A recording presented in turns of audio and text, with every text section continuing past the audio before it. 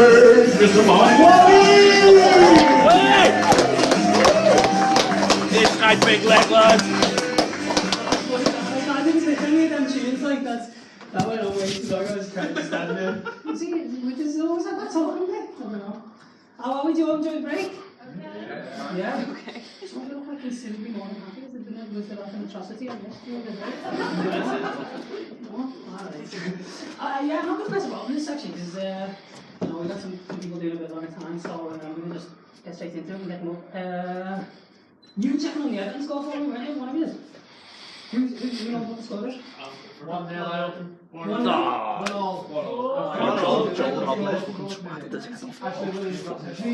Oh, so it's over? Point each? I've recorded that. Right. Alright then, right. Can you start the applause again? We'll get our next actor. This guy's been Mr. Mike Carter.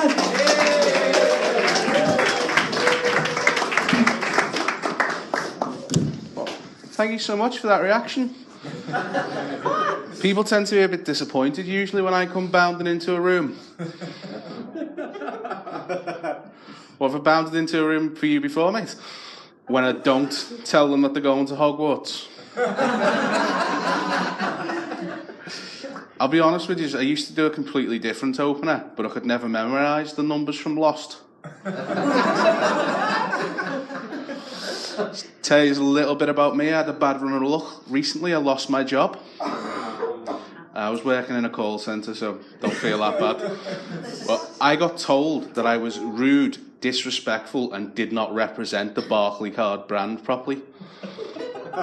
All I think I did was deal with a disrespectful and aggressive customer in a slightly assertive manner. This man got on the phone. You know when you can tell they're going to be a bastard? First thing before they go hello is, and he said, I need to access my wife's bank account. I said, okay, do you have the security code? No. I said, is your wife available? No. Is this a joint bank account? No. I said, I'm afraid I can't help you today unless you can provide any of this information. And he goes off on me. Do you know what time it is in Chicago? Do you know if I don't get this money, I can't pay my bills? I can't feed my kids. They're going to foreclose on my house. Do you know what time I had to stay up in Chicago to make this call? And I said, okay, calm down, mate. Do you know this is 24-hour banking? So now I've got to go to Dole every week. And I can't stand it, because every time I go in, they ask me the same thing. How's the job search been this week, Mr. Carter? Even the fucking questions in there are redundant.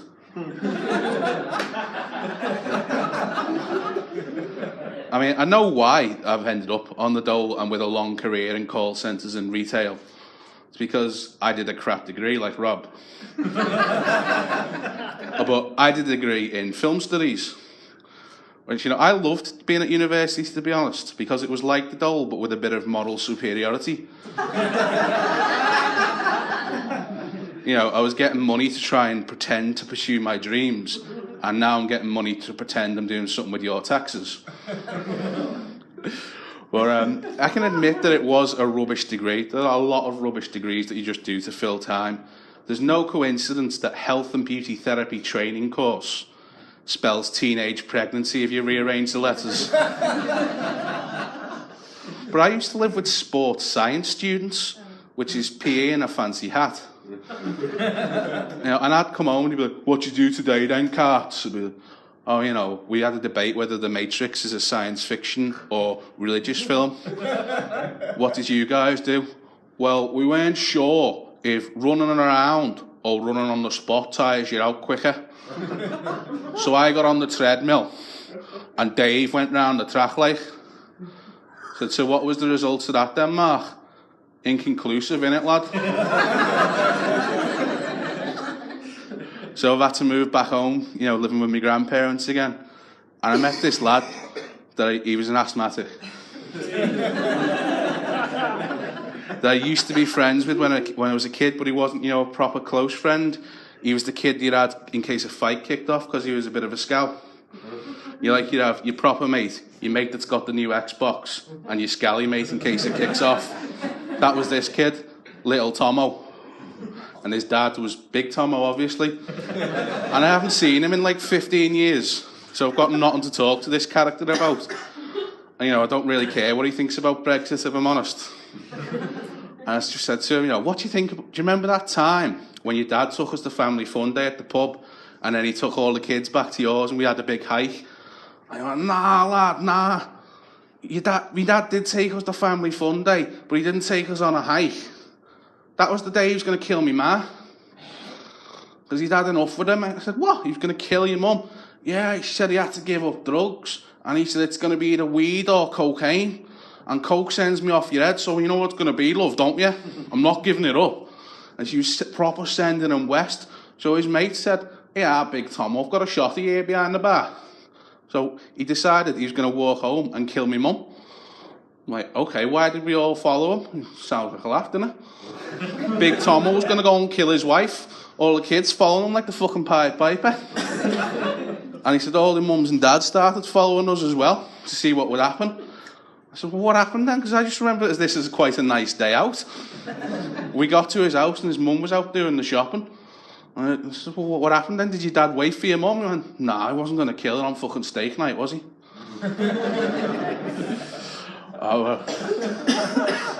Cheers. That's quite new, that, but it did really happen. I just had to change someone's name. But I live by a school as well now. I'm living with my nan, so I get all the noise and the traffic, from the kids. Twice a day I see this one young mum standing on the corner outside ours. Pink leopard print shell suit, bright orange fake tan, hair in curls. Looks like she's going on an undercover mission in a Salvador Dali painting. She'd be screaming at the top of her lungs.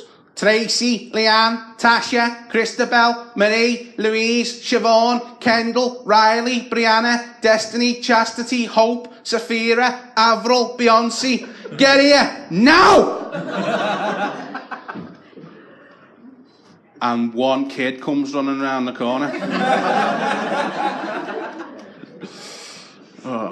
My nan told me when I first moved back in as well, watch out for this fella up the road. He's a beggar. He's called Smackhead Tony.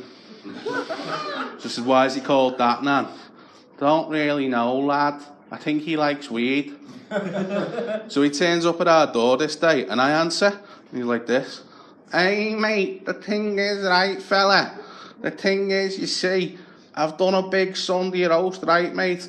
Done all the trimmings, pigs in blankets, roasties, stuffing, everything, right, lad? And the last thing I need is some tin foil for the turkey, mate.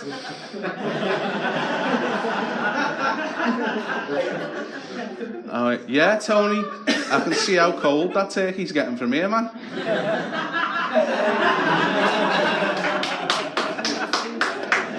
But we haven't got any, get lost. And he's, come on, fella, got me whole family coming around here. Kerry Katona said she'd pop in and I think I'm in with a shout, I'm like, look, fuck off, man. We haven't got any. So he gets all sad and slouches off to our garden gate, and just before he leaves, he turns back and goes, in that case then, fella, you wouldn't happen to have a Kit Kat going spare, would you? I've found out as well since I moved back home that I hate nightclubs. My best mate Terry's in a bad place with a woman. Specifically, it's Runcorn. So he's dragging me out every other weekend and I can't stand it. I just end up stood at the bar, sweating my bollocks off, my hair comes out here. I look like Harry Styles if his glands have gone wrong. And Terry's going, why don't you get up and dance? You could meet someone. And I was just going to be like, fuck off. The only way I'm attracting a woman in here is if one gets too close and gets caught in my field of gravity.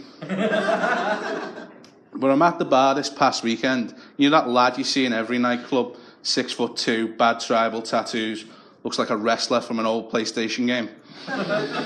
He's in there and he's talking to me non-stop about this girl over the other side of the room. He's going, see her, mate? You see her? Wasn't for her mates, I'd be breaking her in half tonight. not realising her friends have formed a protective circle around her because she's told them to. Just all these Scouse girls flashing the false nails like the fucking Wolverine. Get behind me, Teresa, get behind me, girl. They've all got the hair tied back so tight it's stretching the foreheads. Looks like he's being chased by a horde of angry Benedict Cumberbatches. He's going, I don't know how they always know. They always know I'm only into them for a shag, lad. Like the fact you spent 20 minutes staring at her without blinking, mate. Might have tipped it off there. And Terry, genius that he is, decides he's going to go and pull this girl. And this lunatic flips his lid. Hey, she's coming home with the big dog tonight, lad. And I'm like, fucking hell, I've got to get involved now, haven't I? Rover, leave them alone. Gets it right up in my face. Listen, fat boy, I'm getting that pussy by any means necessary, and there's nothing you can do to stop me. So I sat on him.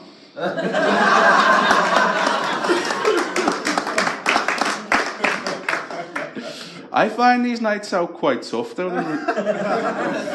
Being this size, you know, with all these fitness freaks and gym fanatics everywhere, I feel like I'm surrounded by weight supremacists. You can laugh at that. We voted out. No, it's tough being fat these days, especially since thin people invented diabetes. It had to be you. It couldn't be anyone else. How else would fat people get the only disease you can treat with an emergency chocolate bar? God doesn't do irony that subtle. And no one even wants to call you fat anymore. They'll call you something politically correct, like bubbly, fluffy, or chunky. And that's thin people using coded language to take the piss. Because those words are more regularly used to describe chocolate, cake, and peanut butter. The best one, though, is everyone familiar with Giacomo? It's the shop that sells everything a fat man needs other than dignity.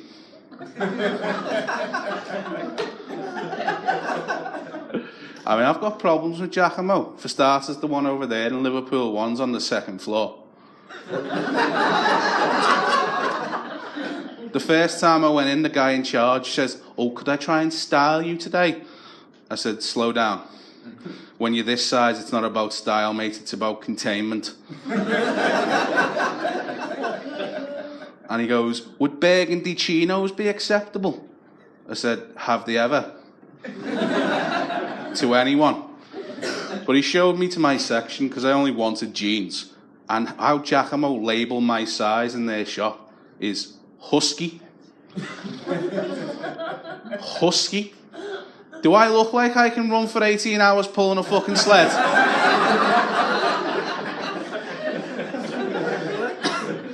You know, I had a meeting with my doctor at the beginning of this year, and he said for my height and age, I am 3/4 the size I should be, and I need to do something about it.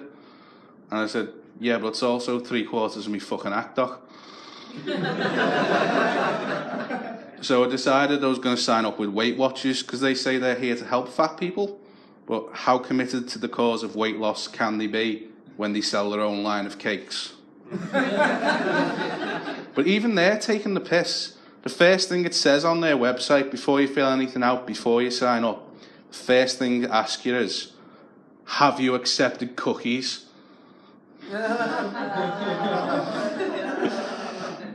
Well, that's usually a better ending, to be honest. Thanks very much.